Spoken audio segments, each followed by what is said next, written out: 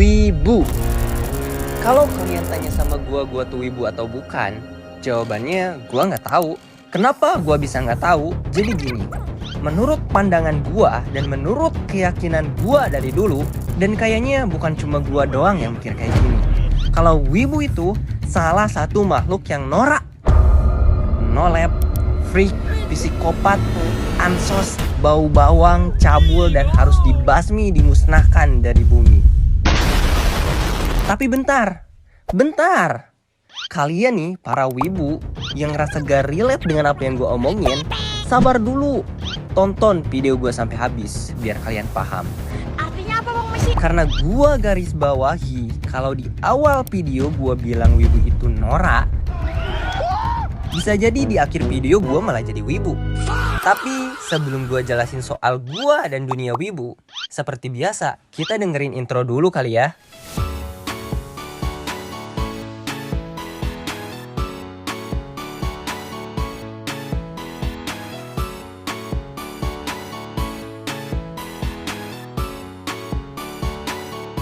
Sebelum gue ngejelasin soal wibu, gue mau ngasih pertanyaan dulu ke kalian. Dari kedua gambar ini, mana menurut kalian yang wibu? Gimana caranya? Coba dipikirkan secara logika, ayo. Gue yakin 100% mau kalian itu wibu atau bukan sekalipun, jawaban kalian pasti benar. Kenapa gue bisa yakin itu? Karena di kalangan masyarakat kita, stigma wibu itu udah sering dianggap aneh dan sudah tidak tertolong. Bang, watashi wibu dan watashi gak terima. Padahal watashi sebagai wibu gak ngerugiin siapapun. Watashi seharian cuma rebahan di kamar dan beli kuota pakai duit watashi sendiri sambil nontonin karakter animasi 2 dimensi yang watashi sayangi. Oke. Ngomong-ngomong soal wibu nih ya, sekitar beberapa bulan yang lalu gue pernah collab sama teman animator gue asal Malaysia. Nah, di dalam skrip itu ada kata wibu, dan plot twistnya dia nggak tahu arti wibu itu apa. Di situ gue mikir kalau ternyata fenomena orang yang terobsesi dengan anime ini, mereka mendapatkan perhatian khusus banget dari masyarakat kita. Jadi kalau kalian tanya sama gue wibu itu apa, jawabannya kalian simak dulu deh pengalaman gue dari SD, SMP, SMA sampai sekarang. Karena akan gue jawab di akhir video berdasarkan pengalaman pribadi gue. Waktu SD, gue tuh lumayan punya cukup banyak temen yang suka bahas soal anime. Dan kalian pasti tahu anime ini. Bahkan, emak bapak kalian pun pasti tahu anime ini saking ikoniknya. Di sekolah gue dulu, anime ini sampai ada yang jual kartunya, gambarnya, sampai action figurnya. Gak cuma rame di sekolah, bahkan di tempat gue ngaji pun, temen-temen gue buru-buru pulang hanya demi nonton anime ini di Global TV. Dan anime ini adalah Naruto. Karena teman-teman gue tuh sering main kartu dan bahas soal anime, gue yang nggak tahu apa-apa jadi FOMO pengen nonton juga. Kebetulan di depan sekolah gue tuh ada yang jualan kaset DVD bajakan. Nah, di situ kan ada kaset Naruto. Gue belilah itu kaset biar gue bisa nonton dari awal. Tapi ketika gue pulang sekolah dan nonton anime ini, gue shock. Ternyata ada scene yang dimana ketika guru Iruka nyuruh murid-muridnya buat ujian ulang Henge no Jutsu, jurus pengubah wujud. Tapi si Naruto malah ngelakuin Oiroke no Jutsu. Ini jurus yang ngubah dia jadi cewek tanpa busana. Lalu pas gua ngelanjutin ke episode berikutnya, lah jutsu ini malah sering dipakai sama si Naruto. Di usia gua yang waktu itu masih kecil, gua ngerasa kalau itu adalah salah satu scene yang disturbing. Dan yang ada di dalam pikiran gua waktu itu, jadi ini kebanggaan temen-temen gua. Jadi ini anime yang dipuja-puji bak dewa sama teman-teman SD gua. Yang kayak gini, yang mesum kayak gini. Detik itu juga gua stop nonton anime Naruto. Nah, saat itu gua nggak tahu apa-apa soal wibu, tapi gua berpikir terhadap orang yang suka nonton anime itu jadi buruk, dasar cabul. Beranjak ke SMP, lagi-lagi nih ya, anime tuh jadi salah satu topik pembicaraan teman-teman SMP gua. Waktu itu lagi rame-ramenya anime Tokyo Revengers, dan di mana-mana teman-teman gua bahas soal Maiki lah, Draken lah, tawuran lah.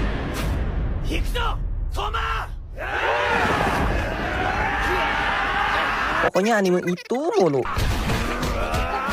Dan gua nyobalah FOMO nonton anime ini. Dan alasan gua nonton anime ini karena tayangnya di YouTube Musuh Indonesia. Gampang nyarinya. Ini yang papa cari selama ini. Dan ada bahasa Indonesianya. Terima kasih kerja kerasnya, ketua. Dan gratis lagi. Aku datang. Terus alasan kedua biar gua bisa masuk obrolan soal anime bareng teman-teman gua. Tapi pas gua nonton episode 1, 2, 3, 4, 5, ini kok lama banget ya nggak tamat-tamat. Nih ya, gua kasih tahu ke kalian. Gua ini tipikal orang yang kalau nonton itu kesabarannya setipis tisu yang dibagi dua. Maksud gua, mau gua nonton anime, drakor atau series apapun yang berepisode, gua nggak kuat kalau nonton episodenya tuh kepanjangan. 8 episode tuh udah maksimal kepanjangan bagi gua. Akhirnya gua pun stop ngikutin anime ini. Dan kalau ngomongin soal anime nih ya, gua lumayan punya cukup banyak temen yang wibu. Salah satunya sebut aja nama dia tuh Eren Yeager. Dan gue lupa ya pengalaman ini terjadi pas waktu SMP atau SMA. Karena gue dan si Eren Yeager ini udah sekelas dari SMP sampai SMA. Jadi gue udah lupa lagi. Dan suatu ketika di pagi hari ketika gue baru nyampe depan kelas. Dan tiba-tiba datanglah si Eren Yeager. Dia berangkat sekolah pakai motor Beat. Tapi kalian tahu apa? Dia datang ke sekolah pakai jubah pasukan pengintai. Gua pribadi sama sekali gak masalah dan gak peduli. Tapi beda dengan yang lainnya. Ketika dia turun dari motor, teman-teman kelas yang lain baris sambil pose Shinzo Sasageo. Awalnya sih lucu-lucuan doang. Si Eren juga ketawa, tapi ketika bercanda itu diulang terus-menerus setiap hari sampai udah gak lucu lagi, itu udah bukan bercanda lagi. Gue bisa lihat dari ekspresi si Eren yang mulai ngerasa terganggu dengan bercandaan berkedok ngejek itu. Di situ, gue menyimpulkan kalau ternyata jadi wibu itu meresahkan ya. Gue mikir kalau ternyata jadi wibu itu bisa jadi sasaran empuk bagi pembuli. Stigma gua tentang wibu makin memburuk. May I help you? Lalu gua ada SMA dan giliran One Piece yang meledak di mana-mana. Seingat gua waktu itu One Piece ramenya gara-gara Luffy Gear 5. Dan gua berusaha untuk gak FOMO nonton anime ini. Tapi setiap kali gua scroll media sosial, Luffy Gear 5 lagi, Luffy Gear 5 lagi. Dan di kelas, teman-teman gua lagi rame bahas itu. Sampai-sampai teman-teman gua yang lain pada mulai maraton nonton One Piece dari awal. Dan gua tergoda lagi untuk FOMO nonton anime. Dan lagi-lagi, seperti yang sebelum-sebelumnya, kesabaran gua itu setipis tisu yang dibagi dua. Gua nonton Tokyo Revengers aja udah muak, udah kesel karena kepanjangan episodenya. Capek ah. Apalagi One Piece yang episodenya 1000 lebih. One Piece anime apa nggak selesai-selesai? Gua ada muak dengan kepomoan ini. Gua gak mau nonton anime lagi. Apalagi yang episodenya tuh panjang-panjang. Gua kagak mau. Titik.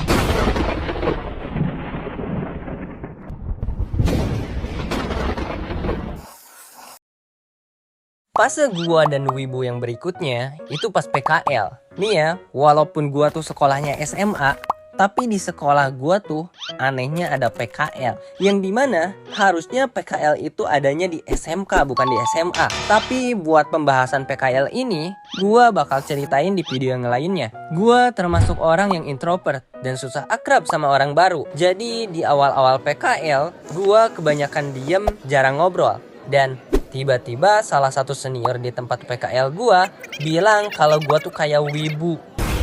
Gua gak terima dong. Gua di situ langsung klarifikasi. Nih ya bang, walaupun gua introvert, gua bukan wibu. Tapi setelah beberapa bulan kemudian, gua lagi scroll media sosial, gua menemukan potongan video anime yang stylenya tuh lucu.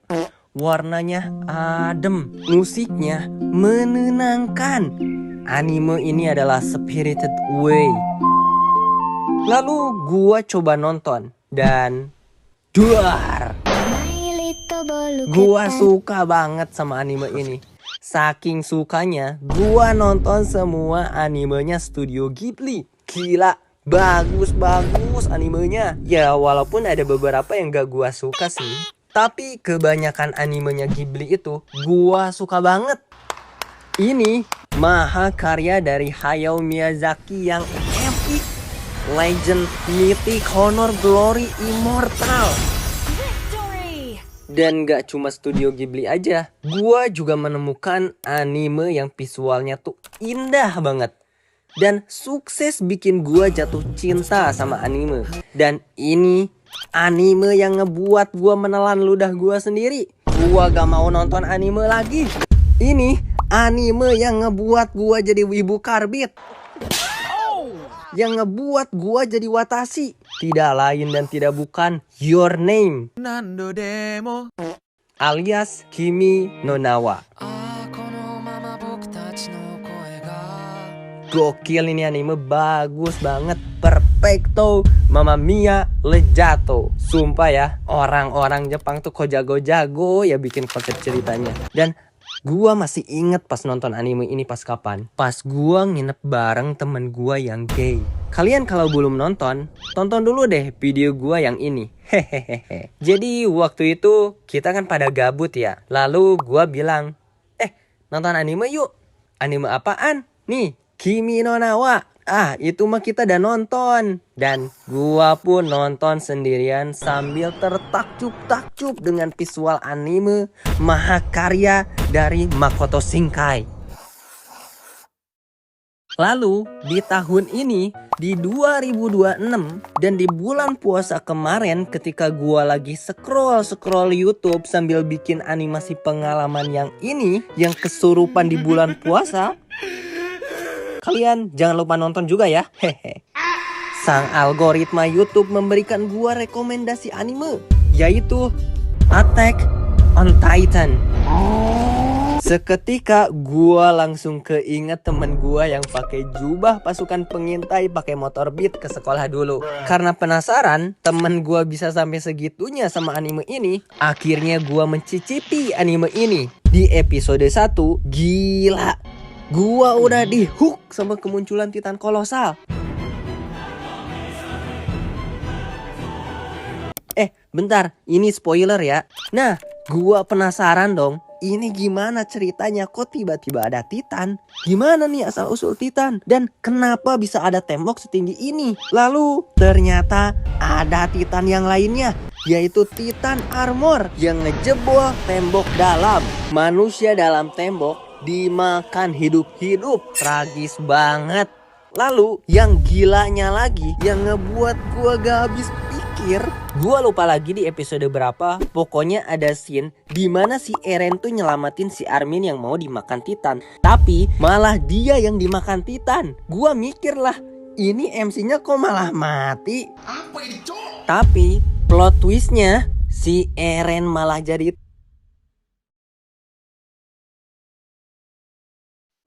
sumpah, baru beberapa episode doang, ceritanya udah segila ini. Dan ini adalah series anime pertama dalam hidup gua yang berhasil gua tonton sampai tamat.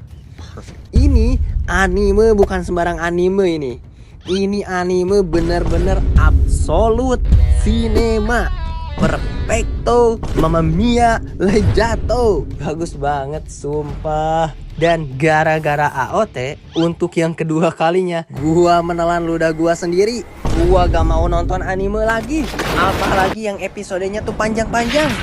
Gua kagak mau, titik. Dan ini, anime ini resmi membuat gua bangga jadi wibu karbit.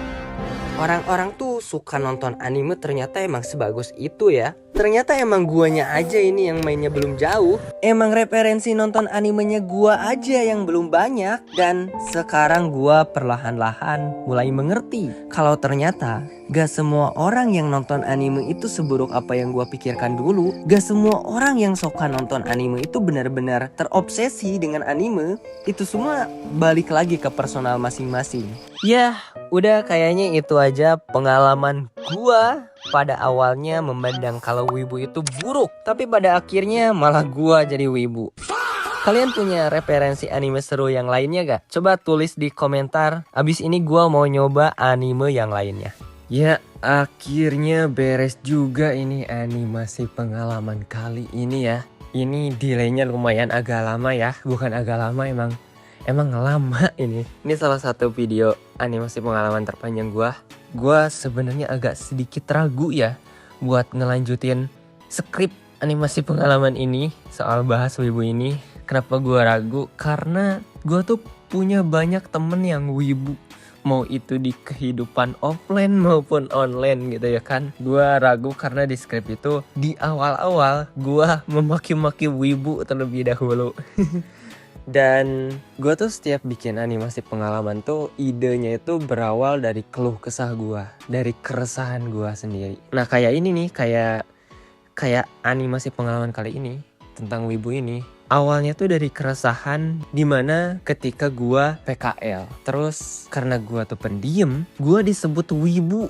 Nah itu yang gue resahkan. Kenapa orang-orang memandang orang yang pendiam kayak gue tuh sebagai wibu gitu loh. Gua gak mau nyari masalah sebenarnya ya sama wibu. Gua mau minta maaf sama teman-teman wibu yang mungkin ada kata-kata gua yang menyinggung anime kesayangan kalian. Gua cuma memandang wibu itu dari beberapa sudut pandang ya. Dari gua SD, SMP sampai SMA. Jadi teman-teman wibu, sorry kalau gua sotoy soal bahas wibu dan peranimean ini ya. Ya udah itu aja dari gua Ajis. Dah.